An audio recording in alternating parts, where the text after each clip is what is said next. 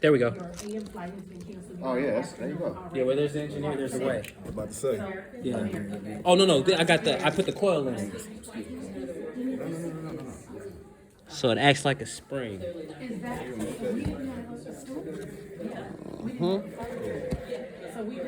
Let's see. Let's see if you can see. No? Well, slightly, you just got to move the camera. Position it. There you go. Hold on. No. This point. Down a little bit. Better? Yeah, much better. Just move the chair. Perfect. Thank you, man. Appreciate it.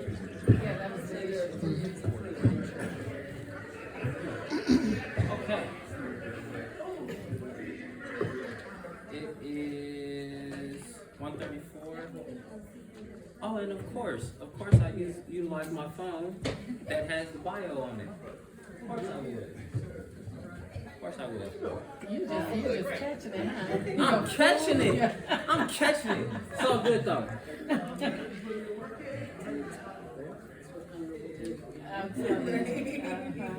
Great, man. How are you? What's going on, man? Can everybody hear me? Yes. Good. Hello, everyone, and thank you. This is the final day of the All Black National Convention, and we are here on the Alternative Investments panel. It's interesting. When I hear about alternative investments, I'm like, Wait a minute. uh-oh. You in the wrong room? I think so. This is not, wait a minute. Is it all in the same family? Crypto? My partner, Courtney. Forex. Yes.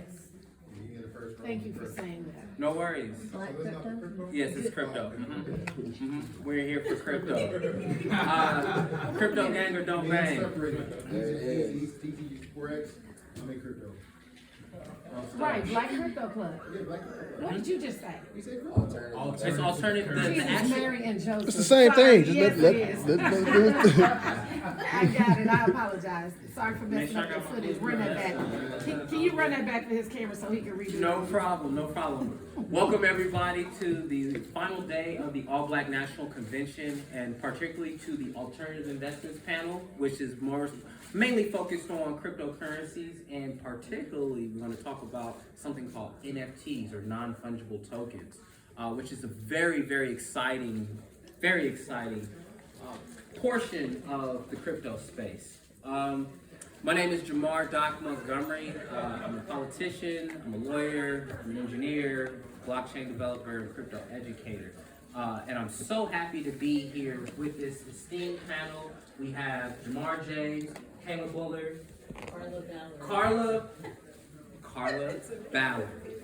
Karla Ballard. And you know, I didn't want to mess up her name because she's such a heavy hitter, I'm telling you. And Jay Ortiz. I'm so happy to have our panelists here today. I'm going to give them about 30 seconds to tell a little bit about themselves, and then we'll go ahead and get started into the discussion. My name is Jamar James. I'm known as a digital currency guy. I have a brand called DCG, which is a mastermind of traders and entrepreneurs. And my background is in Oakland, California. I'm big in community. I trade as a community. We share our winning trades together, whether it's in Forex, options, stocks, and crypto. And we do a lot of alternative investments in NFTs to teach people how to swing trade based on momentum. So my thing is getting out the market and building wealth to basically free people. This year we freed about 80 people from corporate America. They'll never go back. Through crypto. My name is Karla Ballard, and I'm from Philadelphia, Pennsylvania. We have to be clear. And I ended up coming into the blockchain space years ago, but mainly my focus now is founder and CEO of a company called Wing. I built the technology with some incredible co-founders. One of the investors is a co-founder of Venmo and the CEO of WordPress. I just recently ran on the independent ticket for the vice president and presidential campaign in 2020 with the chairman of the Bitcoin Foundation, Brock Pierce. So we launched the Digital Currency Opportunity Coalition with the Blockchain Center out of New York and Miami. And I'm just excited excited to be here and to share about the power of crypto. Awesome. And I'm Jay Ortiz, Mr. Art from Heart and Tech. I am the owner of the first ever NFT standing NFT art gallery in the world as Black owned, and I am blessed to have this beautiful woman as my business partner. So we're officially becoming business partners, and this is our first ever, talk to the people. So yeah, I'm excited. I'm very, very excited, right? And I'm able to, take my wit and my creativeness and her and just her knowledge and just her creativeness and to kind of see what we can do. So very excited. That's great. That's great. So, by raising hands, who here is familiar with crypto? Yes. Good. All right. I don't have to be like the Jehovah's Witness and knocking on your door telling you the good news of crypto. Okay. So that's why I'm saying yes. All right. Who in here has invested in crypto? Good. Who here is invested in NFTs? Okay, so we have an area of opportunity. Great. So, what I want to do is I want to start the conversation off and give each panelist about 2 minutes each about what brought you into crypto. And we're going to start with the lovely lady here. Great. Well, I was sharing, Brock and I have known each other for about 8-9 years, and he is instrumental in creating a lot of the noise, if you will, over the last 13 years about crypto, and has a reputation for better or for worse, in some cases. But at the end of the day, because we've been friends for so long, I've known how committed he was to really trying to solve for a way of finally creating access to capital for all people, right? And so when you look at that and you just, on its face, as somebody that was the first female president for the National Urban League of Professionals, I would travel the country and be on panels, and a lot of what we would talk about is access to capital, lack of access. And I was so tired of that. So to know that we were finally having something that challenged fiat currency that was specifically for a targeted group, for me it was just an opportunity for us to finally have something from a digital standpoint that you could use as a way to acknowledge another form of value. So that's where I went down the rabbit hole, was really creating a way for us to acknowledge that we are, as a people, of value. Absolutely. And that being able to use the wonderful, as Moji would tell me, we own culture, because we do. Now you're talking about cultural currency. So you could have a way to identify and tokenize what that could look like in the future. So that's what got me excited. Okay, so what it sounds like to me is that whereas the old artists before, and creators, let me just say creators of before, weren't able to necessarily monetize their creations. Or when they made creations, there was either a record label or art gallery. There's always a gatekeeper. There's always a gatekeeper. So now the ability to remove the gatekeepers from financial wealth. And and to challenge that just a little bit, there's kind of always going to be some form of a gatekeeper, right? When you talk about the platforms themselves. But there was less of a structure of bureaucracy that you'd have to go through to get through that monetization. Absolutely. Thank you for that. Brother Ortiz. What brought you into crypto? What brought you particularly into the space that you're in?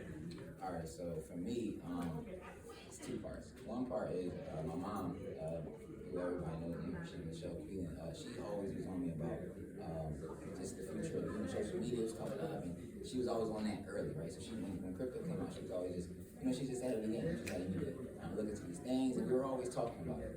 But I came across an artist, a friend of mine, in about April. I came across at a yoga studio. And he walks into my yoga studio. I've had art from art for the last 6 or 7 years. And this artist sells $120,000 sculptures, and he's one of the artists that I sell NFTs with. Literally, he comes into my space, and he's just like, looking at it, right? And he's like, well, why is this a yoga studio, right? He's like, this should be an art gallery. You're Jay Ortiz, you're art from art. And as we were speaking about it, I said, that makes sense, right? So when he said that, we started talking about NFTs. And we started doing our research, and we realized that there were no NFT galleries in the world. So he said, not only will you be first in Philadelphia, but you'll be first in the world. And one thing he said that they can hear me.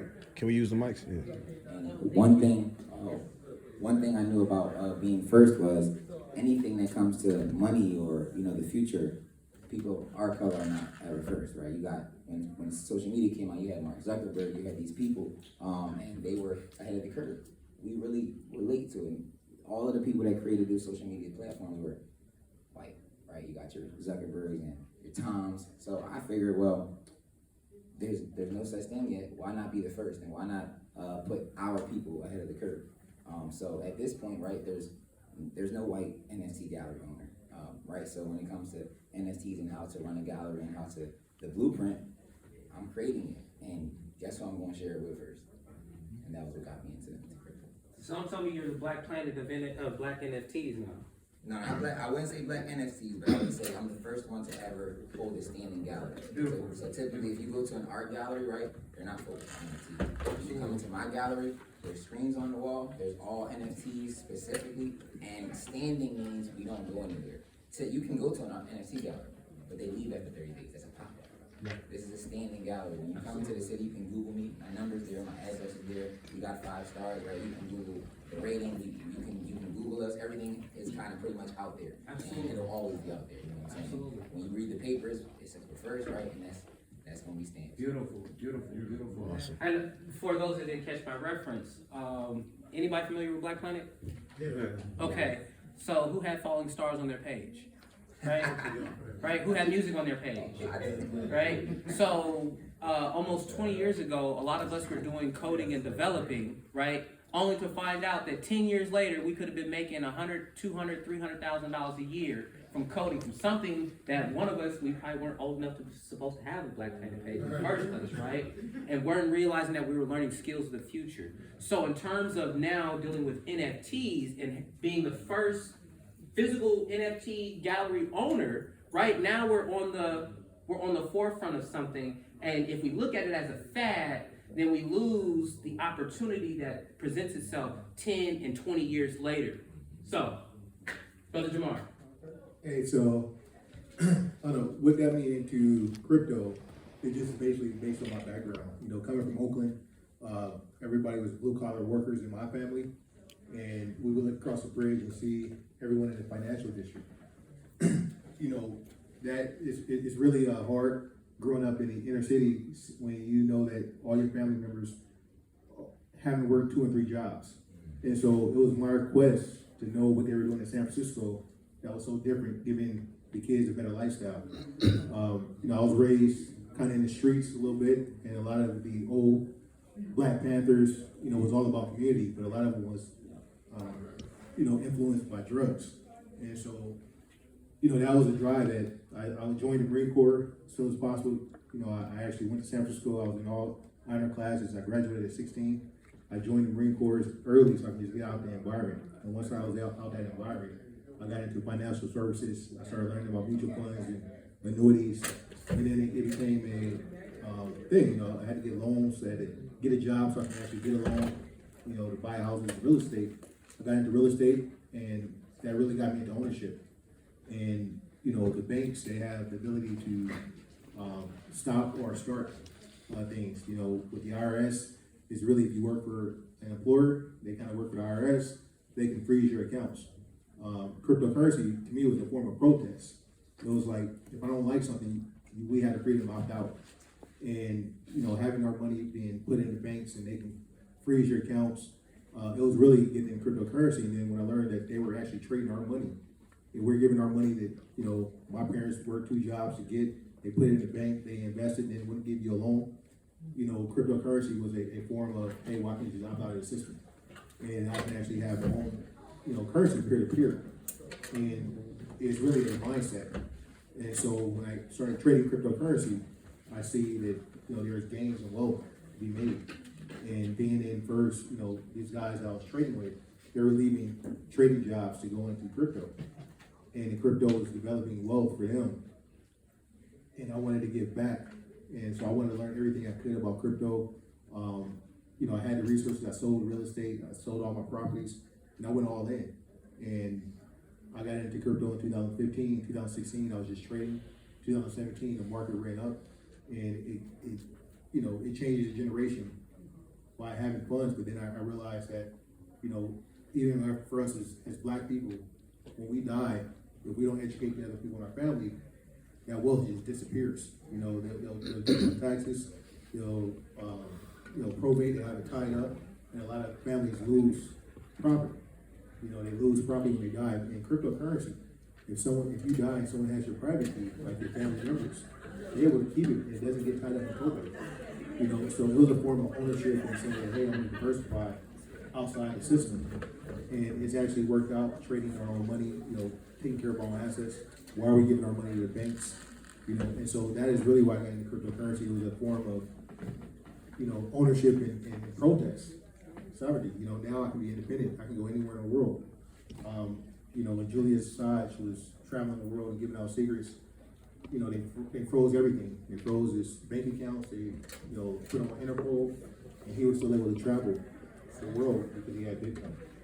And so that basically made Bitcoin go to another level because a lot of bankers and people in that industry, they're trying to hide their wealth overseas, and now they're in crypto, right? And so now it is an opportunity for us to be on an even playing ground.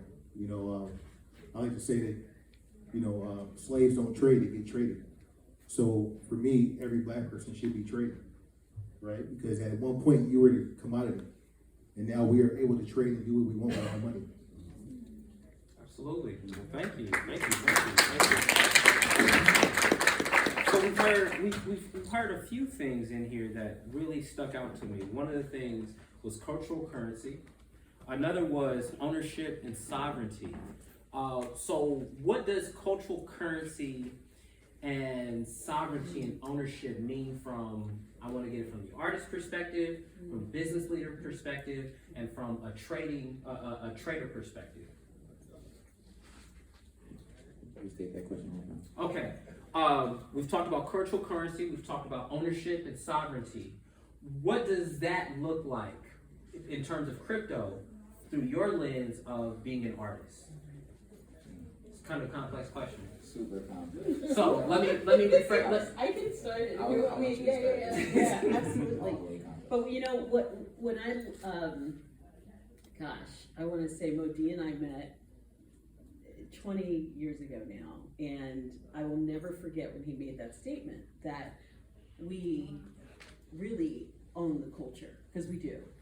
And if you think about it, this is what happened at Clubhouse, which you guys remember. They were given $1 billion valuation earlier in the year in January. And for a friend of mine, Mir Harris, and who knows Mir Harris on Clubhouse? You might have heard of her. Well, she did a version of The Lion King. And when that happened, the valuation went up. New York, you know, Times, headlines, all that good stuff. Literally talked about how when we show up on platforms like this, things skyrocket, right? Just like Insecure and Issa Rae, right? With these shows that have started to make TV kind of relevant again in some cases, right? And then Netflix wanting to pay a whole bunch of money just to continue to create content that sells, right? And keeps Netflix relevant. Very similar when Akon launched the Akon coin, right? We are starting to see now an opportunity for us to gain and finally recognize all that we've contributed to culture and the monetization of that. What does that look like technically? It means that in many cases as an artist, I now can put my art, right, as an NFT, and I can sell it, and guess what? It's me that's reaping the benefit of those sales, period. We'll go in later about, you know, the fractalization moment that's happening with NFT, where I will put a big yellow flag for everybody because the SEC is looking at that. Anytime you start going in that direction with a token, an NFT, it starts to hint or smell security. So we have to be careful with that one. But again, culture can now monetize itself in that way. When you talk about sovereignty, because I identify as an Afro-Indigenous individual, in many cases, as I'm working with my relatives on reservations, there's a wonderful, wonderful opportunity now for us to acknowledge the sovereignty of our nations, right, on reservations, because we do not adhere to the United States government at all, right? We receive dollars, but we're not adhering to that. So in many cases, when you think about an alternative currency from a sovereignty perspective, we have the ability to have our own currency, right? To exchange in our own way, just as you just mentioned. So when you talk about sovereignty, I think you laid it out, right? The ability for us to own our own assets, for us to manage our own assets outside of the United States government. Now, as a former appointee to the FCC, the Federal Communications Commission, I'm not anti-government. let me state that, to be clear. As somebody who ran as a vice presidential candidate for the United States government, I'm not anti-government. I'm just saying what facts are, and how we kind of begin to maneuver through this is going to be key. Because I do have friends that are looking at buying massive amount of land, and creating their own community, all through crypto, all through blockchain, creating passports that are sovereign passports for that particular nation. So this is new ground, guys, that we're coming into, and it's a beautiful time, but it's also a time for us to understand that there are gray lines, right? And we have to approach that carefully. Absolutely, absolutely. And for me, I'm not anti-government. I'm pro-people, and I'm pro-freedom. I love how you said that. That's good. And so, with that being said, you know, the shift in mindset in the economy, you know, I participate in the shared value economy, you know, meaning that the people around me, you know, if I give them everything I have as far as information and wealth, right, it increases the community. And if I'm supporting one in my community and he has art and he has music or he has his content, you know, he should be able to sell that directly with no middleman. You know, he should be able to sell that to me. I should be able to buy it. And we create the value. And so it is really, the currency gives us the ability to say that we create the value. You know, from the beginning of time, you know, people don't understand how money really was developed. Humans have always been on a barter system, right? You know, we need each other, right? People need each other. And in a community that without the government involvement, people would prosper and survive. You know, living in abundance and happiness is natural. Being sick and unhappy and broke is unnatural. So, you know, what it is that when I have wealth and I teach everyone around me with cryptocurrency, if I have cryptocurrency and I give it to you, half, and you give it to someone else, half, it increases the demand and the value goes back up. Whereas I give you real estate, and I had 100 acres and I give you 50. Now I'm taking away from my family. Now my family has 50 acres less. So in cryptocurrency, the more people that know about it, the more people know about your art, the more people that know about your, you know, whatever you're creating, it's yours. It increases the value, right? When you have your own economy and your tribe. And so that is a big part of, you know, cryptocurrencies for me is it, you know, I come from a place where there's churches and liquor stores and then Black Panthers, right? And in the church is about hope. Panthers about self-defense and increasing, taking care of your home, but you need financial resources. So cryptocurrency is just a means. You know, people, do they really want money or do they want freedom and independence? They want to be able to buy and go in the store and do it, you know, buy what they want. So it's really not about the money, but cryptocurrency increases where your dollar decreases, right? If you're in the dollar system, everyone is a middleman. You know, why do we have a record label? Why do we have a bank? We're not on a horse and carriage going across the plains of the United States anymore, worried about Indians robbing us, right? So we don't need a Bank of America or Wells Fargo. And then if we did, you look at what type of company it is, it's an association. Banks are associations. They don't pay the same taxes. They don't live by the same guidelines that you do as an individual. So really cryptocurrency wakes people up so you can question. You know, if you're not in the system, you know, you can see the world a little bit different. If you have a little bit more freedom, you know that there's no one there to stop you. People are tied up to jobs they can't take off because the kids are sick. They have to get a COVID shot. they have you compromised, right? And so when you get into an alternative currency, they can't stop it. You know, I feel wealthy even if they froze all my accounts. And I have a community that still is going to value my information. They're going to value your content. You know, if you're an artist, you know, if people value it, you should be selling it directly, right? And now it is just about exposure.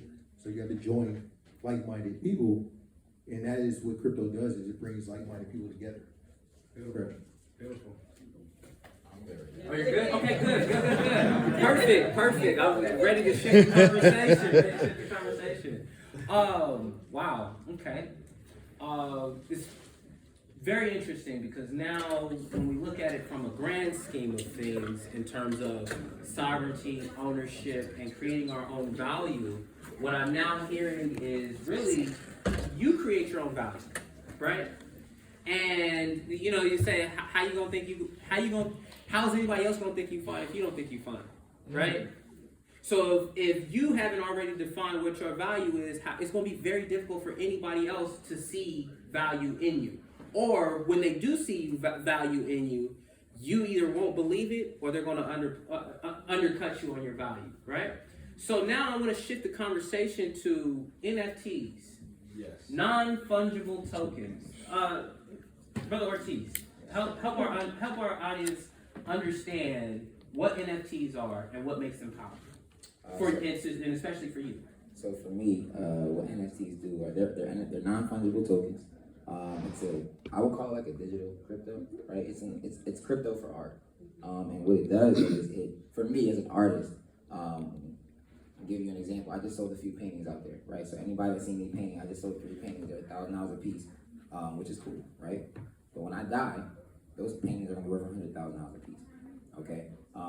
When that person that just bought it sells it, my mom, my brother, they won't get any of that, right?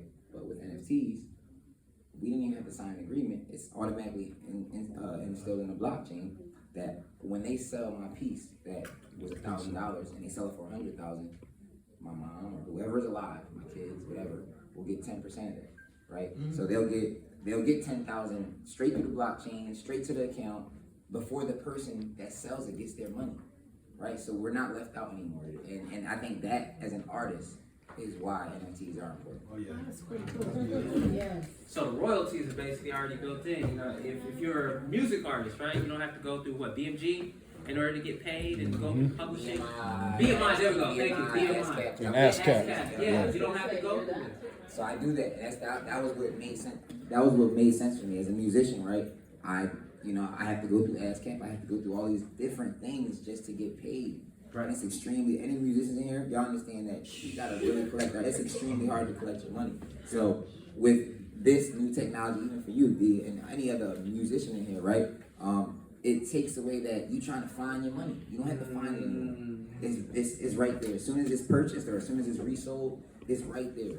I literally did a transaction with a few people when I sell NFTs, and I mean, when I was telling you I sell other artists NFTs, the artist gets his money. I mean, we're on the phone. As soon as it goes through, they buy their Ethereum, they purchase in their Ethereum, and I literally call the artist in about 5 minutes. Money's in his account, right? And that is the most important thing. We don't gotta wait 3 months anymore. We don't gotta wait 6 months. We don't gotta wait 9 months. We don't gotta wait any quarters anymore. Yeah. We get our money when it's bought, and I think that's extremely important.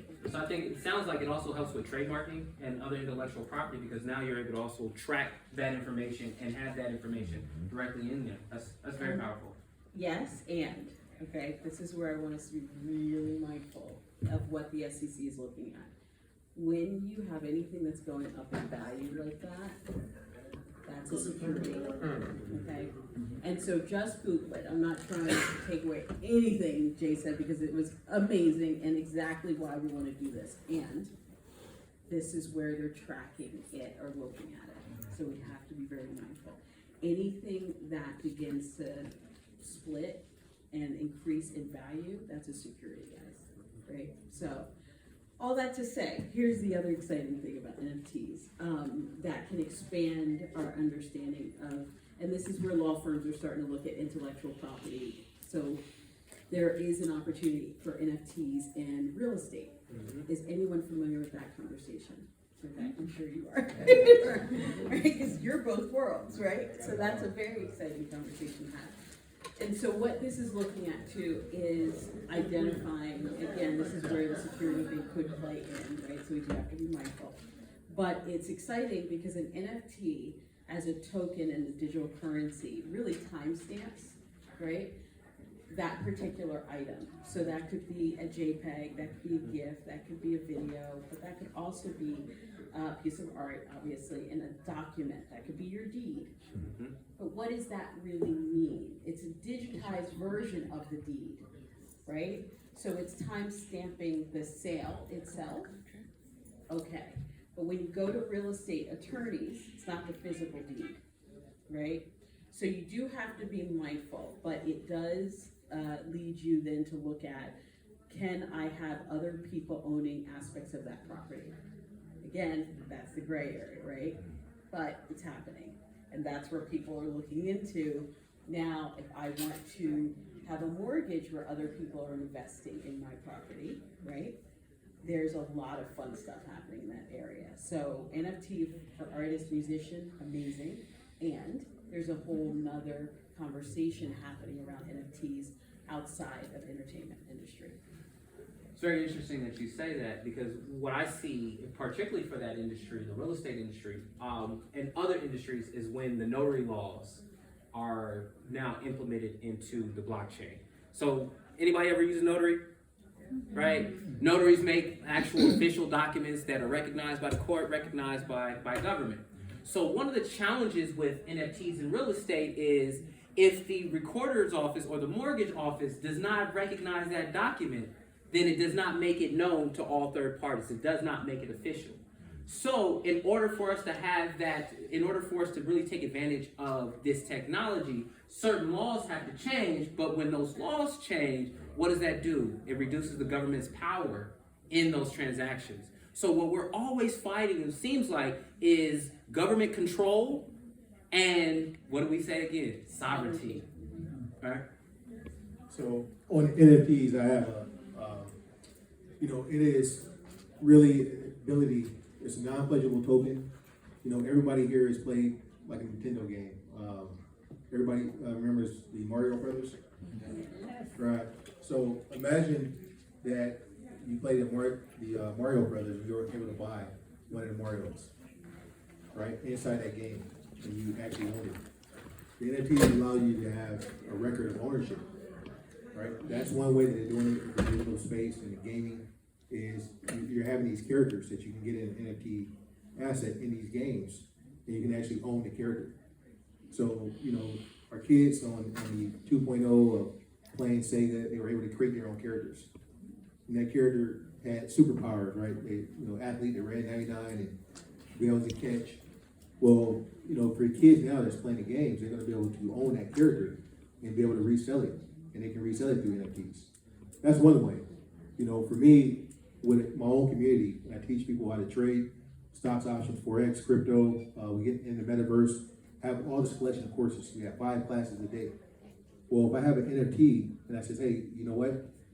I'm not selling any more courses. I'm going to give everybody in my community that's been supporting me for the last year or two, I'm going to give you an NFT that when you come to my website, you'll be able to get access to all the material for the rest of your life, right? And I just drop it into their wallet.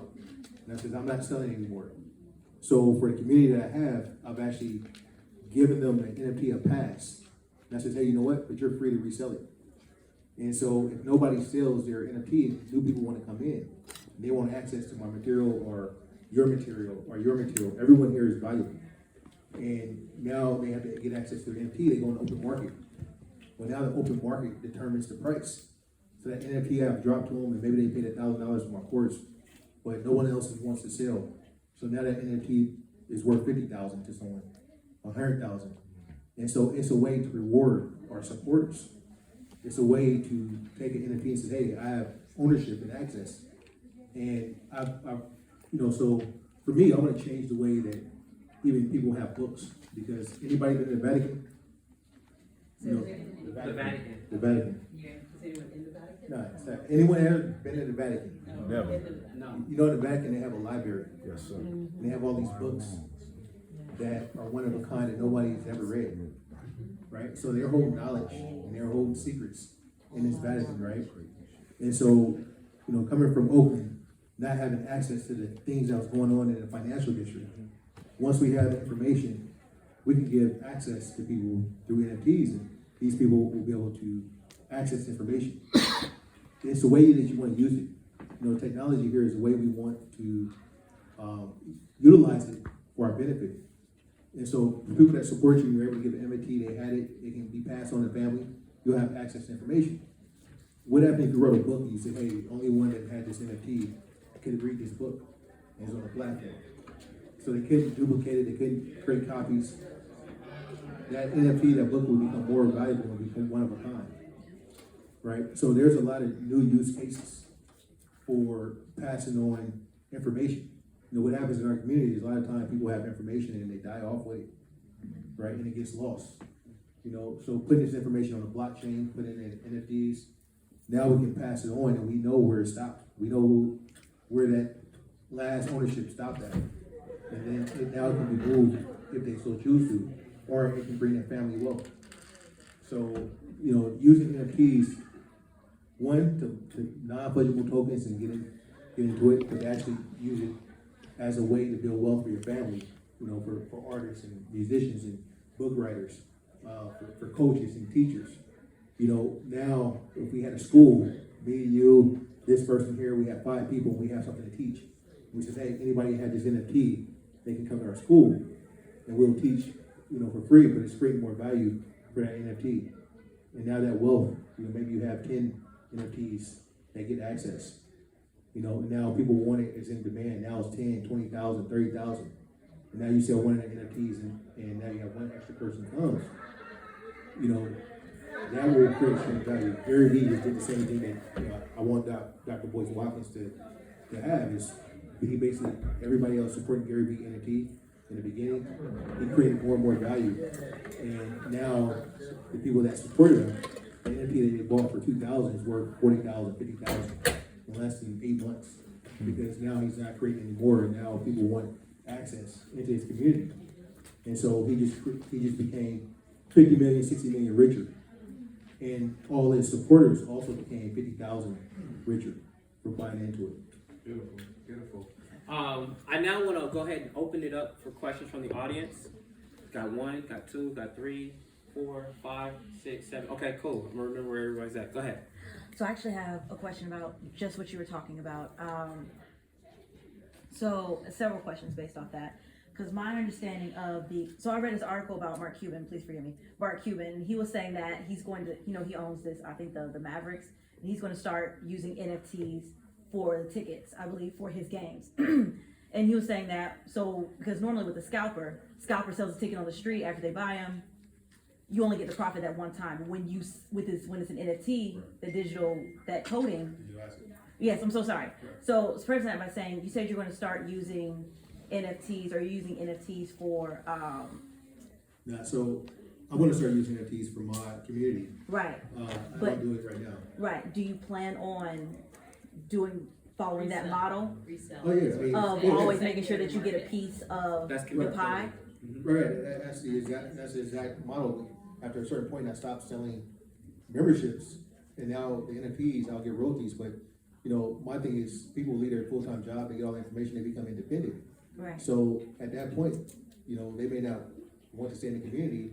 They sell their NFT and their access to the community, right? And I'll still get paid forever, but the information is there. Okay. So I mean, that is something for me, but it's something for you or anyone else. Okay. And there's a lot I was gonna say on, and I would Google this, right? Because there's a lot of events now where you use NFTs to get in, right? So, and there's so much information that's out there because people are doing different models and versions of it. Mark Cuban is saying in order for you to now get into a game, you'll be able to leverage it with an NFT, which is great. It's fabulous, but it can also be really confusing to somebody that's never, ever, ever done anything in crypto before. Right. So one of the things I'd like to, at some point we'll get into, or maybe that question will come up, is really talking about the basics of this. Yeah, that was actually another question I was going to ask. Yeah, I was gonna say on the flip side, there is cons, right? On the negative side, you know, if you look at COVID, and some people, you know, say it stands for certification of valid ID. And so you will not be allowed to go places if you don't have a certain NFT or access in your digital wallet. So the same way that you can give access to someone, you can also take it away based on, you know, hey, you get in this facility, I want to see your certification of valid ID or your NFT in your wallet, saying that you've taken a shot or you've taken a vaccination as well. Sounds like China's social credit score. Well, there you go. That's what I'm saying. There's a balance to all this. And maybe if I can dive in for the basics. Okay. Yeah. So, couple things that I think to just step back is we've talked about this thing called an NFT. People have to understand it's on a distributed ledger technology. So what is that, right? And the blockchain. So if I were to ask somebody in the audience what a blockchain is, right? All right. Good, I'm gonna ask you because this is good, right? We're gonna have audience participation here. So how would you define blockchain? An honest, peer-to-peer with both, what do you want to say, people, Both parties. both parties will know where to go to look if they have an issue. And because everybody's anonymous, now the blockchain stamps everything you just did, and it can't be removed. And it can't be altered, right, at all. We won't talk about quantum computing, that's a whole nother avenue, we'll talk about that, right? But I would say yes, right? And oftentimes, if I talk about what it is, I almost use it as a storage container, right? I come from the banking industry. In the banking industry, we thought it was the coolest thing when Visa came out, right? And yes, I'm aged, but you know, black doesn't crack. But the one thing is, when you look at the Visa, for instance, it was 1-to-1. It was like just one number going down a highway, right? In the case of a blockchain, it's other data points that are stored in like a storage container that can go down the blockchain and be exchanged, right? So the difference, single data exchange versus a whole storage container of data exchanged, right? That's ultimately how I describe the blockchain. So then when you had Bitcoin come in as a digital currency, the wonderful thing is that you said it was this open data, like Satoshi created this wonderful distributed ledger that we could all say that we now have access to, that we can see all the transactions, right? You can't say that when you go into a store and say, show me your accountant book. I'm sorry, that's not your business, period, right? In this case, it's everybody's business in the entire world, right? So every time we want to have access to what transaction just took place, it's the open ledger. We all get to see it. And you can actually go to the blockchain and see all the transactions. Like, it's straight up global. Like, you can see all the transactions happening. With that said, right, we're also, because I have to talk about this, especially from an indigenous standpoint, it is not free of impact on our earth, okay? The carbon emissions that happen after every single time there's an NFT posted or what have you, equates to 1 month's carbon emission of a European person living in, you know, let's say Europe. They're using that as the metric right now. 1 month's worth every time an NFT is posted. There is something called crypto art, what the hell, right? Which is a actual traction. They're tracking artists every time they post how much carbon emissions they put out. So again, this is not to negate you guys. It's not to. We're still gonna figure this out because we as humanity are figuring out how do we then neutralize that. Right? Carbon emission is what's tearing the ozone layer of the earth, which is causing people arguing global climate, right? Our climate change, right? So we have to balance that. But let's get back to how in the world do you mint an NFT, right? Even though that's countering everything I just said about the earth. However, all right, this is to be looked at in a couple different ways. Now I described the blockchain and I started going into now the reason why people do it, right, is because it's an open system of trust. So I'm so glad that you said that. Now, if I want to have currency around this is how Bitcoin then was created as a digital currency, because it was a way for people to track now right? All these exchanges, and that you might get currency out of, let's say. This currency was actually now Bitcoin, this wonderful way of creating a sort of value, if you will, of that particular, currency. Now, NFTs came in. NFTs then were based off of a contract, an open contract. So the non-fungible token then was put on this blockchain, and specifically the Ethereum blockchain, because it was a form of contracting, right? Very different than just Bitcoin, a currency that was just being exchanged. NFTs were now a contract.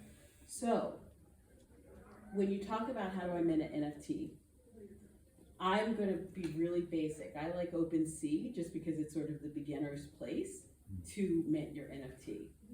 I'm going to have you, I know you're holding the camera, but because I'm going to put you on the spot, you just recently minted an NFT. And Victoria Mendoza is the director of our youth movement and also helping both Jay and I with the NFT gallery. And she is an artist, revolutionary artist. So can you talk about what you did? Because you're a first time, and this is going to help people understand how you mint an NFT. Oh, you're so sweet to do that. Thank you.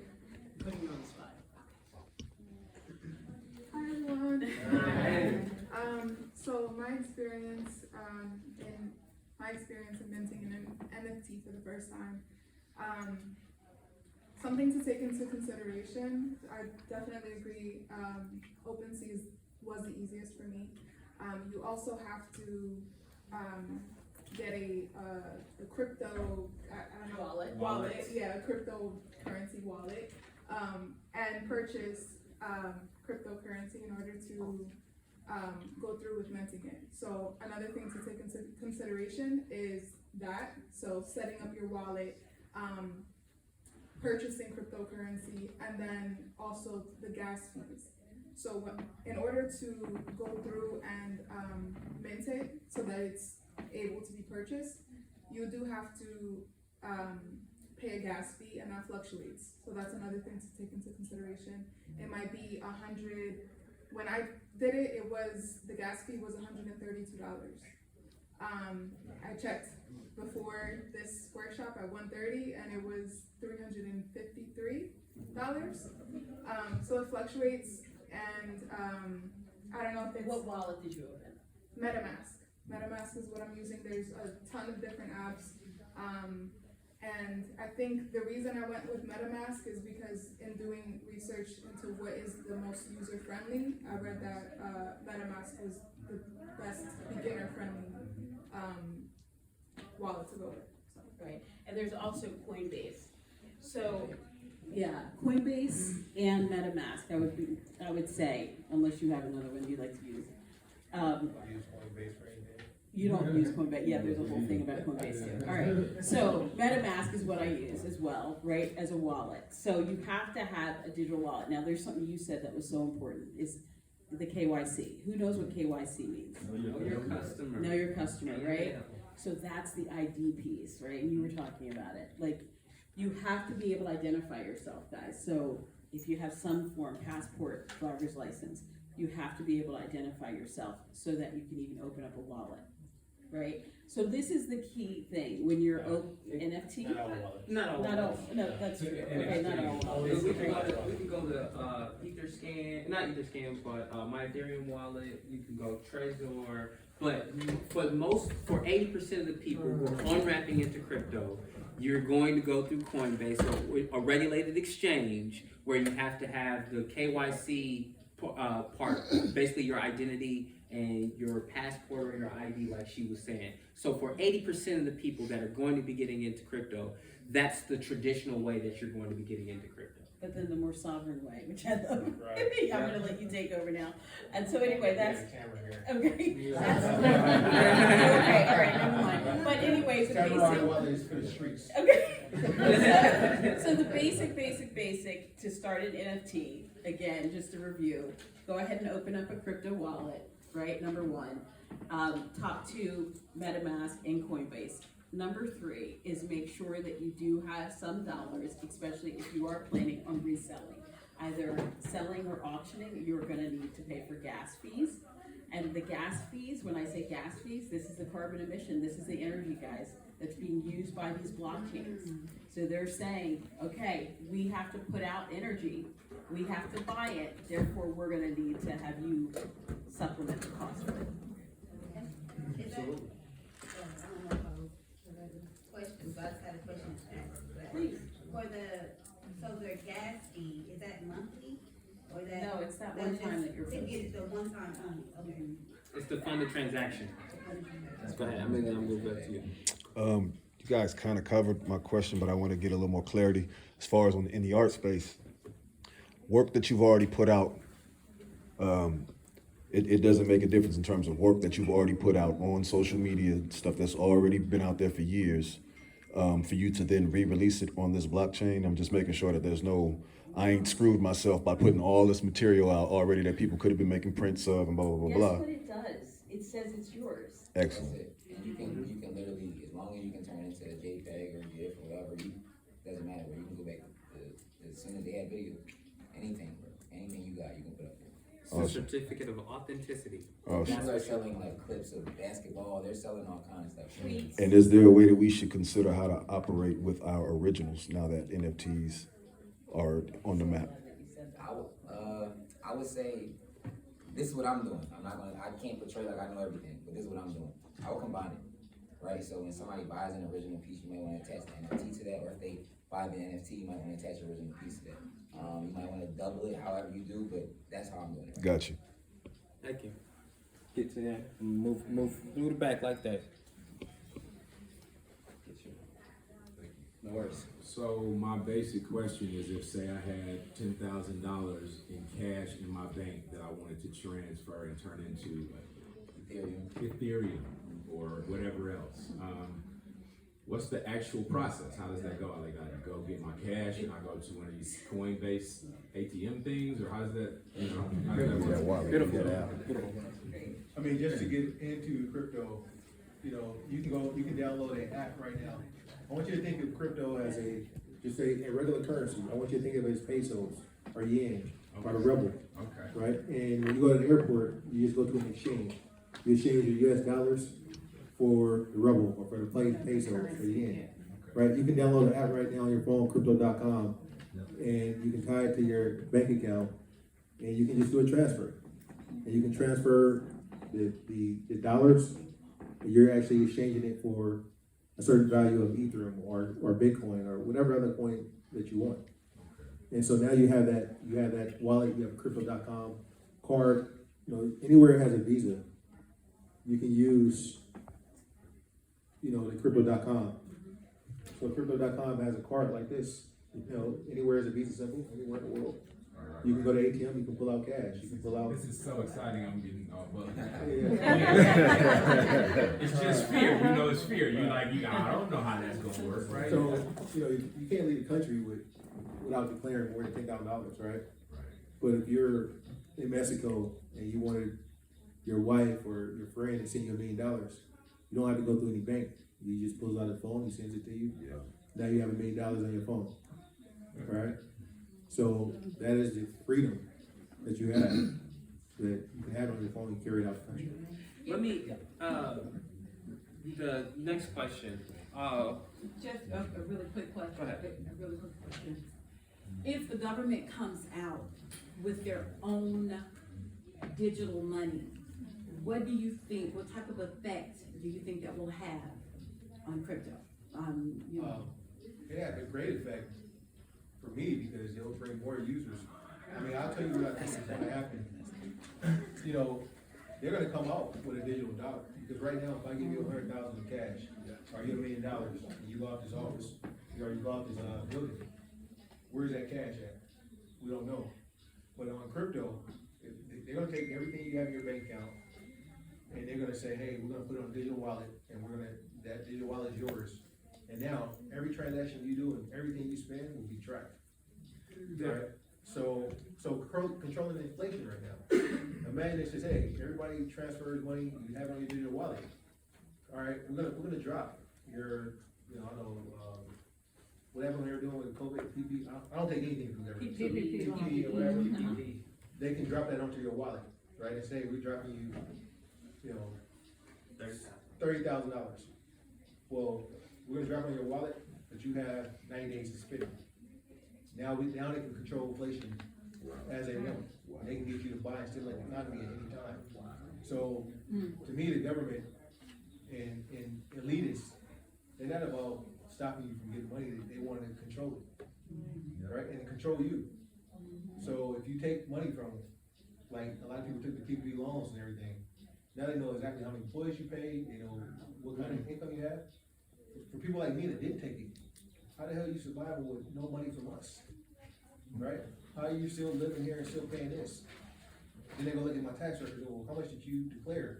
It doesn't fit your lifestyle, you know? And then you become a sort, you stick out like a sort of dumb, right? Because you're not taking any loans, you're not taking any shots, not taking any vaccinations, and you're not threatened, right? You don't have a job, you're not going into employment. So it creates that if you don't look like everybody else, now you're kind of different. So I have a really quick question about the NFTs and the artists. So let's say, for example, you have intellectual property and you sell information on the internet. I had a university in London steal my video tutorials and resell them to their students. So is there a way that you could attach, or I could attach NFTs to my intellectual property via that are videos and protect them that way, and will it stand up in court? That's, yeah, let me talk about that, because that's something I want us to be clear on as much as possible. There is discussion about the connection to NFTs and IP now, right? It's not black and white, I can tell you right now. There are discussions, especially in the real estate space, around that. So I don't want us to walk away from here thinking that your IP is gonna be protected because you just minted it. Okay? It doesn't mean that it won't be, but understand that the courts haven't caught up with digital currency laws as of this day, right now. What's today? November 1st, 2021. So we have to understand that's in process. But the good news is it's in process, right? It just is not written right as clearly right now. But let's look at it just from a common sense perspective, right? If I take something that I just created and I put it on blockchain, it's tied to my ID. Cool, all right. And then if I do have to go to court for some reason, I have that as well as other records of proof, right? Like a camera saw me walk in, or camera saw me painting the painting or creating whatever, right? Just like that, digital property can stand with me in court, so can the fact that I minted something that was mine, that can stand in court. Got it. Today, right? Once we start to get, I think, full adoption, then we're gonna really be able to see how much do we really wanna, as a people, lean on that as the identifier for IP. It just hasn't happened yet, but it's in the process. What's the cost of that to attach it to it? Minimal. Oh, very minimal. I mean, you can do it right now. Who wants to do it right now? You wanna do it right now? Do you mind? Can we do it right now? Please. It's a workshop, No so, problem. okay. I was hoping that we would take a picture and turn it into an NFT. How about we do that, Yeah. right? You wanna do that? I do. All right, so you wanna actually take the picture and then you wanna start walking it through, right? All right, so if we do it, let's say, do you have a picture in your phone, guys, that you feel comfortable with minting right now? Is that a group Yeah, picture? take a group Okay, cool. picture. Mhm, take All a group right, so picture. let's Do take. that. You guys wanna do that right now? Yeah, let's do it. Alright, cool. Let's All right, show. real time. Will they come over here? Yeah. The light is coming this way, the black light. So everyone come that way? Everybody come this way, yup. Everybody come this way. Take a group picture and then we're gonna turn it into an NFT and mint it. Alright, who's taking the picture? That's a good one. Last one in the room. As a- Person who just walked in. Victoria, you're gonna take it? Victoria, you should not take it. You should be in it.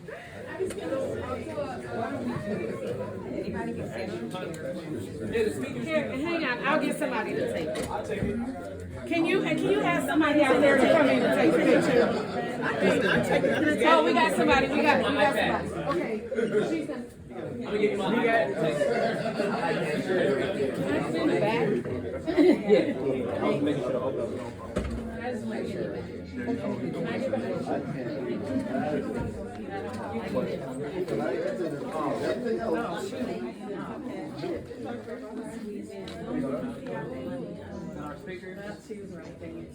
Right. Okay. When they snap, we'll just say, move you out a little. There we go. Taller people in the front, we're gonna have you squat just a little bit. If not now, your knees are gonna be high. Just a little bit. Just a bit. Just a tiny bit. Can you see? I think if we tippy toe. Small would say NFTs.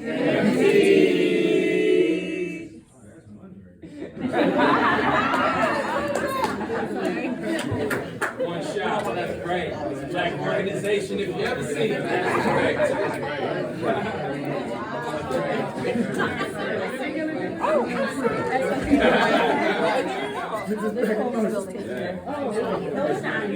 Alright, so what are we gonna do? So now we're gonna go ahead and make an NFT. I'm gonna airdrop it to you. Alright.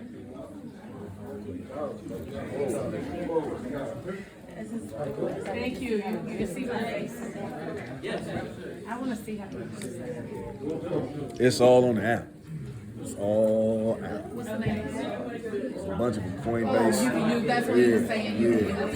Pick which one works for you. Yeah. And it pretty much it explains it on the app to buy this, spend your US dollar, transfer it over to Ethereum, and then purchase it, mint your stuff, and yeah. What are you actually purchasing and trading? Different currencies or? You're turning your currency into crypto, turning the US dollar. It's never physical, it's always digital. Yes. On the crypto end. This gets shut down, all your money just gone. Alright, so guys. That's a theory. Is but- in the meantime too, it's gonna be important for anyone that's in real time wanting to do this, right? To open up MetaMask. I would say MetaMask, but you can do Coinbase Wallet, right? So you wanted to do this right now, right? What's your name? Keisha, okay. Oh. Yeah. I think we'll do So you just say sent them the Coinbase. image? Although I know you said you don't like doing Coinbase. I'm sorry, I'm so basic, I'm just trying to follow what Okay, so the first thing we have to do, guys, is open up a wallet. Okay, thank you. And so because we're gonna use Coinbase, even though I feel like your energy, you're like, don't know, okay, but open up a let's use Coinbase MetaMask. wallet. So download So the you download Coinbase this from the Play Store? Yes. Play or App Store. Go ahead and do Coinbase. If you don't have Coinbase, please do Coinbase. I know if you have MetaMask. I have Coinbase, but my Coinbase isn't working right now. Can you tell me what you're saying, MetaMask? Yeah. MetaMask. META. Is it Coinbase or Coinbase Wallet? That's the old. Coinbase Wallet. Open up a wallet, a crypto wallet, Coinbase wallet. So in the event something's going on with your Coinbase wallet app, that could be tied to your updates on your phone, right? So make sure you're updated on your phone. A lot of these crypto platforms, guys, are using the latest technology, so you must have your phone updated, right? And I know some of us don't always like to update the phone, I know. But update your phone. What's that? No, Okay. Okay, so now as Coinbase wallet, right? Are you Coinbase wallet or Coinbase? Coinbase wallet? Coinbase Wallet. The square Coinbase wallet. It's more of a square. Could you show everyone, if you don't mind, that'd be great. just visually. Coinbase wallet, alright? Who has a wallet? Raise your hand, a crypto wallet. Okay, so not everybody, in fact, not the majority. So this, we are really kind of walking you through that beginning step, right? Where you do need to have a wallet, period. If you're gonna get into crypto, this is something that is primary, is opening up a For wallet. now, can I look on yours? I'm visual. If I could watch you do it, I could do it. And how important is it that people need to remember whatever? Oh, yes. Or That's The the keys. keys, Talk about the keys. 100% and how important. complicated should you make it? Well, see, now you have two things. Microphone, I want to hear you. Okay, Yeah. so now you have two things. Particularly, there's a thing called your seed recovery phrase, okay? When you open up a wallet, usually like a Coinbase wallet, particularly with MetaMask or Trezors or any other wallet outside of what's brought through a platform, there's a thing called a seed recovery phase. What that seed recovery phrase is if you ever lose the password to your particular wallet, the seed recovery phrase allows you to gain access back into it. Usually it's like a 16, it's like 16 to 20 words that are in a specific order that you put in that you will always have access to your wallet if you have it. I know people that have their wallet and they'll write the phrase down and then they'll put it in a safe, right? And it doesn't mean nothing to anybody else. Don't show your phrase, but. But this is kind of. But this is my phrases, yo. Rob me. Okay, so I can't look at nobody else's. It's yours. It's your password. It's your password. Profile though, as he was saying, it's at the top of your thing. It's gonna say, it's at the top of your security. It's gonna say recovery phase, and literally, it's gonna be like he said, it's I got 12 words. Yeah. And they're like random words. They're up and down from 1, 2, 3 over and over. And as long as you're They pick it's columns, like 3 columns of different random words. What I want us to remember. No. What I want us to understand is that the reason why Bank of America charges the fees that it does is because guess what? They maintain the security of your password. They maintain the servers. So all of the security and responsibility for security is on them. So if you lose your password, what do? You call up Bank of America, give them some information, and then you're back in, right? But you pay a cost for that. The cost that you pay is I have limited access to my money. They tell me how much money I can get out. They charge me astronomical interest when I want my money, versus when you now deal with crypto, all that security is on you. So here's your wallet. Here's the phrase that keeps you in. We want to keep everybody out. The only person that we want inside that wallet is you. So there is no helpline, there is no help desk, there is no customer support. You are your customer support. Now, what she touched on earlier was about quantum computing. We don't have to worry about that we don't have to worry about that. But I'm just saying that at this point right now with crypto, when we talk about sovereignty, we really mean you are your own bank. Yeah. You are your own nation. You are totally responsible for what happens within that wallet. Just wanted to state that I'm sure you saw the cat who forgot his code in the UK. Yep. And he lost millions of dollars. It's chilling. It's just it's just sitting in there. It's like I knew about Bitcoin, but was still ignorant about it in terms of I knew about it when it was $120. It's $60,000 now. So if I would have spent $600, I'd be straight right now. The brother, he did his thing, forgot his code, and was up millions. And knows he's up millions, cannot access the money. Welcome to the Heartbreak Hotel. Sick of an investment. You put in 1,000, made a couple million. Can't get to your money. So you need a screenshot that. I don't think they screenshot it. You're not even really supposed to screenshot. Yeah, they'll tell you one minute. This is why somebody hacks into your phone and knows what they can get to your, they go straight to that. So,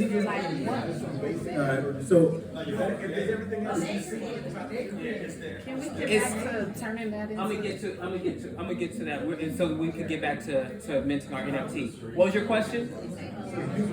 Excuse me, y'all. Username, does it have to be something really cryptic, or can you just use? No, the username could be fine. The username could be fine. You don't have to worry too much about having a complicated username. It's the key that It's the matters. key. It's really the key that matters. so I just want to add, one of the reasons I don't like Coinbase, it is, not that Coinbase doesn't have a good service or provides a good on-ramp for people, it is that, the IRS, that's the first company that the IRS said, hey, we want to subpoena everybody that had over 20,000. We want the records, we want the data of everyone that had over 20,000 in crypto back in 2017. They have to give it up. And Yeah. Coinbase gave it up. And it was no fight. Like, here, take it. We don't want you to stop. We don't want our profits to stop. We want to make sure we're in compliance. And so I had a lot of people in my community, and they were getting 1099s all of a sudden for 400,000, 700,000, and they were like, it wasn't any accounting done on Coinbase. They just said, oh, they bought this and it's worth, 700,000 now, and they didn't even have the crypto anymore. They had sold it. So it was the fact that they had to deal with the IRS because Coinbase just irresponsibly gave the IRS its all kind of information. And so, Yeah. Right. Well, I mean, it's okay to cash out. I mean, it's okay to get a 1099 if it's accurate. But for them to just throw the shit over the wall and be like, hey, y'all deal with it. It's like they didn't have no loyalty to their customers. None. And so for me, it's like, How do you think it should have been handled? Like Speak Apple to how it does. should be handled. I mean, they should have had, they should have stood up and said, yeah, they should not have said, hey, we don't work for you. The individual that taxes are voluntarily, because if you read the taxes, it says this is a volunteer thing that you're doing. Let the people say, hey, yeah, you can send my information to the IRS, or no, I'll send it to them, right? And secondly, if you're going to send it to them, at least have an appropriate accounting. You bought it at, 3,000 and now it's worth 7,000. But you didn't have to say that. You could just say, hey, you bought it at 3,000. You don't know what it's worth right now. Why are you determining the value right away? Because in a week or two, the fluctuation of crypto is never the same price. So who determines that fluctuation of when you report it? They may be reporting in September and you still have August or November you lost. So now you have to go explain that. And the average person, my mom, if she gets a letter from the IRS, she complies before they hang up the phone. She cold sweat, send the money away. And that's how, most people, they just been terrified to deal with them. So, of course, if you send the average person a 1099 or any letter from IRS, one, they go into shock and they try to ignore it, or they just call us and say, I don't want no problems, and they deal with it, right? Without even any kind. So I think that is a big threat, and I think Coinbase is going to have a big part of that. When they just hired, they're trying to get $75 billion for IRS enforcement. $75 billion, right? And that $75 billion is not going towards the rich folks, right? The super wealthy. That $75 billion is for the middle class and the poor, right? So they're going to go after taxes. And I don't want to support a company that is going to sell me out. No, that just MetaMask is a problem. That's a problem with thinking. It's a wallet as well, but it's called a hot wallet. So Meta wallet is a hot wallet because you only supposed to use MetaMask to do a transaction. Go back to your regular wallet. I use a wallet like Trust Wallet. Trust Wallet. You can download a Trust Wallet, and it's separate from the exchange. You just there to hold different coins. Is that what you're recommending? Well, that's a good point. So I do want you to talk about this. This is important, guys. So for this moment, we were going to model how to do it, and obviously Coinbase is the one that is used by a large part of the market. It's user friendly, all of that good stuff, and it's everything that he said as well, right? We have to balance all of this. Is know both sides of the coin, no pun intended, right? Like, it is very crucial for you to understand the IRS regulatory aspect of all of this, because as a community, we have been, oh my God, how do I describe this in the right way?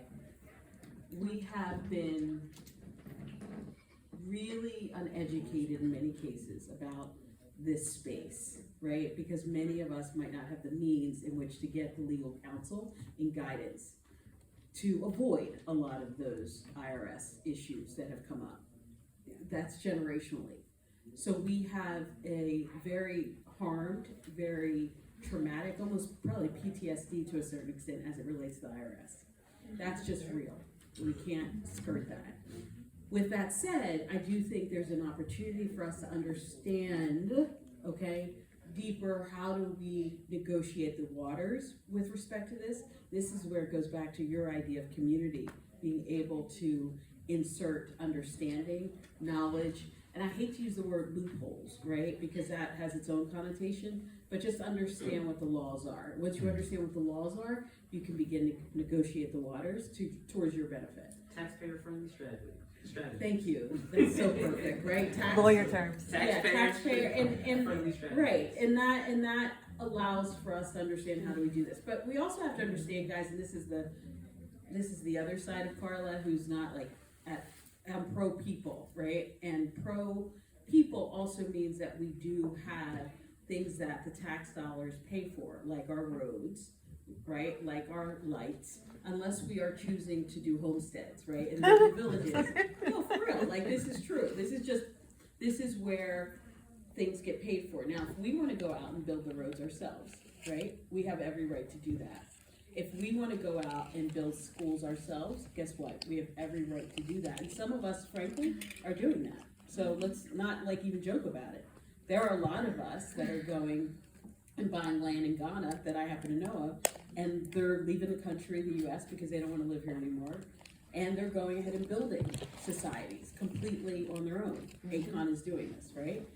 For us, if we're living here in the United States and we want to buy land, which again, some of us are going down south, I have 250 acres in Virginia of our family land, and we are going and looking at that land and building our own communities. It's happening, it's happening. If we are not, we're living in HOAs, right? And we're living in communities that the government is using tax revenue to actually make sure our schools are well and all of that, then we get to choose to live in that society. And that's where our taxes are going. So then we also have to understand, again, how do we be possibly okay with paying whatever tax we need to ensure that our communities are where they need to be. I know that triggered a lot. So good. So, and we haven't even been to the NFT yet, but this is good because it helps to open up the conversations of things that are important. So, back of the wallet. Great. So now we have the wallet. Like you said, the backup wallet. You wanna take a screenshot with a different phone, or you wanna write it down somewhere, 'cause that's your wallet, those are your keys. Okay. That means that anybody that has that combination, they can go into your wallet and access it. So if you ever lost your phone, if you had those passwords, you would be able to recover what's on your phone. If you don't write it down, once it's lost. So that's the thing with Coinbase, is that you never get the private keys, right? So that means that you can never access that funds unless you move them off of Coinbase. If Coinbase decides to shut you out, which a lot of people sometimes aren't able to access Coinbase anymore for some reason, they disable the state, you won't be able to get access to your crypto. But Coinbase wallet, you do get keys. Now you do? Yes, Yeah. so there's Coinbase and then there's Coinbase Wallet. Okay. So because of the concerns of, people are saying, well, not your keys, not your crypto. Meaning that if somebody else got the keys to your house, is it your house? Right? Is your stuff gonna still be in the house? Kind of like both No, us. right? So in that terms, if you hand over your keys to an organization like Coinbase, right? Technically, yeah, you might have it in your portfolio, but at any given time, if the worst case happened, all your crypto is gone. Versus you being totally responsible for your crypto and having your own wallet. So Coinbase Wallet created that. Coinbase created a wallet for the people who had those kinds of concerns. So my question with that is, what if Coinbase goes belly up? Where is your coin then? And I guess. We're never gonna get to this example. The fact of the matter is. Oh, wait. That is having a hard. Let's finish, what we'll do is we'll finish minting the NFT, Yes. and then we'll go ahead and we'll have that, we'll be available for that. Okay, cool. All right, so who has the wallet? Down low. Keisha, are you good? And what's your name? Bridget, okay. So now everyone has Coinbase wallet, correct? All right, so in this case, what's great, and you know, you have your keys. Did you go ahead and take care of sending those keys someplace else? Yeah. Okay, good. Everyone's got your key. Your key. Okay, awesome. I see a lot of it. Yeah, don't show. Okay, all right. I kept showing that guy All my right. phone. So the other is. Backup on Google Drive, no? Now, I did it on iPhone. now watch this. The beautiful part is, for this particular example, it is okay. And I'm only saying it's okay because guess what? You can create as many wallets as you want. Okay. So for the purpose of example, okay. But if you have $15, $20, $30, $40,000 worth of crypto, I'm not showing you anything, right? And I'm not telling you anything either. So exactly. So what we just want to make sure that you understand is that the practical piece of crypto is maintaining the security of your keys and your seed recovery phrase. But for this particular example, we're going against established security protocols so that we can help everybody understand. But you see how everybody on the panel is like, hey, don't show your keys, right? So just want you to understand that. I would recommend everybody is kind of writing it, laminating it, and putting it in the safe. And then there's also hardware keys too, and you guys can Google about the hardware Trezor. crypto keys that are physical, right? And that you can put that into a bank someplace. But again, put it in the bank or someplace else. Yeah. Every time with you, I'm like, no, actually, or whatever. I'm like, here, he's like, no, Karla, not the safe, right? How does a trust wallet differ from a Coinbase wallet? There you go. Yeah. So Coinbase, And then we're gonna do the example. Okay. Coinbase wallet, have a set of developers in Coinbase that is creating that wallet to go along with their exchange. So, for me, it is still connected to Coinbase.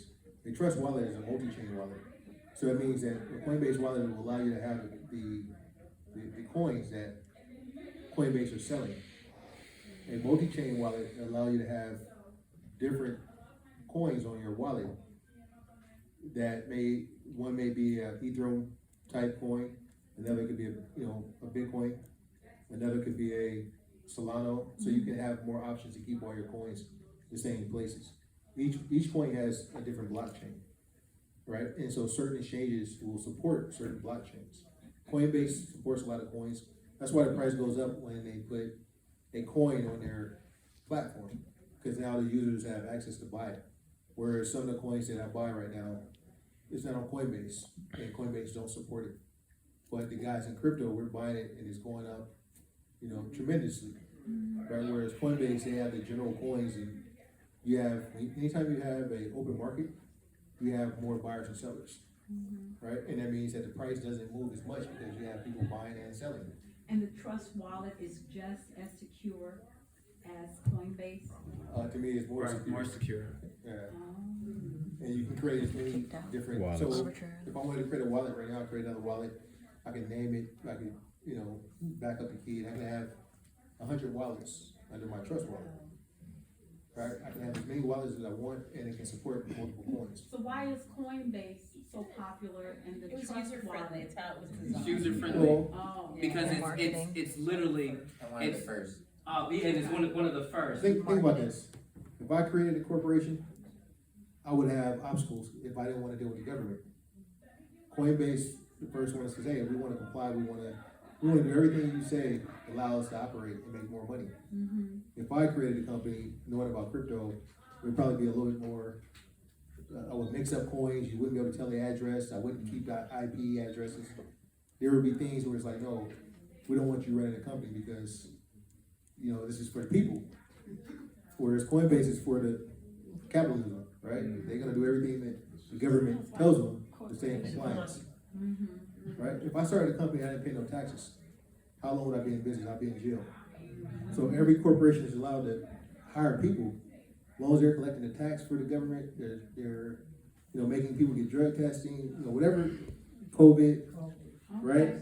Then they're in compliance, And comply or else. they charge you a fee, the trust? Trust no, it's open source, no fee. It is just a wallet for you to store your crypto. Well, They have a token. They have a trust wallet token. Can you buy and trade on there? Now you only can hold the assets. Oh, It's your bank. It's your bank. yeah. So I wanna make sure that we get the NFT minted. Did we get it minted? It's not minted yet. It's not minted yet. So now that you have your wallet, right, and you obviously need to take this particular asset, which is that picture, and that's when you go through the process of minting it, right? The question becomes, where should we mint it? Okay, can you go back up? Sure. Minting means what? Oh, good, great. So minting means I'm actually then putting it on the blockchain, right? Oh, I'm okay, physically okay. putting it on the blockchain, right? So And this, now it becomes like Ethereum or like that? and we're using Ethereum, Ethereum. right? Oh, Ethereum. Typically, it's used, and the number one, I would say, place where people mint their assets and create an NFT is OpenSea right now, OpenSea. right? There's also Nifty Gateway. There's also Maker's Place. Do y'all walk with Rarible? Are now probably 1,000, I would say, places where you can mint an NFT, right? And they are constantly being created over and over and over again. I always like to do a Google search, right? And do the top 10 places where people are minting NFTs. Now, I have a personal challenge with the carbon emission that's happening when you do mint an NFT. So, if you have a conscience in that way, right, as well, and you care about our climate, Tezos, T-E-Z-O-S, is now kind of coming out with a platform that has less emissions, right? And they're starting to do things that counter that impact. So, definitely, I would say, urge you to check that out. Now you're ready to mint, right, this particular asset. Are you dropping it, or are we just gonna? I just airdropped it to him. Okay. So it's just digitizing it, the Mhm. transformation. Yeah, exactly. There you go. So- So, go ahead. Yes. So, the same way that you would mint a coin, right? You hit it with a hammer, and now it's imprinted. Sure. Now what we're doing is imprinting it onto the blockchain. Okay. Right? So when we say minting an NFT, what we're doing now is putting that JPEG, putting that piece of data, now putting it onto the blockchain, so now it can be transferred amongst the blockchain. Now it's also important to remember that the blockchain is built on top of the internet.